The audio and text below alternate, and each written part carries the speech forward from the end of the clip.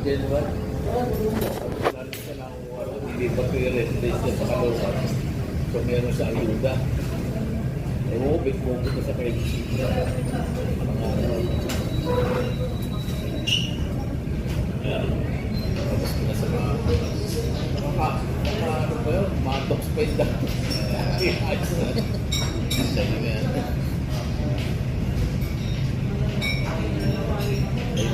Tapos pag once kailangan ito muna balik na kumakain ang kain bawal mo kasi kumakain tapos sa nunod niya sa Netflix hindi niya ako napansin hindi daan ako kasi dahil natin pag nandun ako ayaw parang pag magpupita siya kakagawa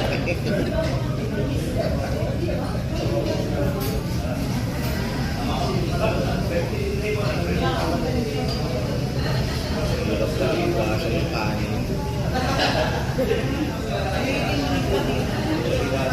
yung isang sakong ano nga yung kinakain mo yung isda yung dinidibig yung Derek yes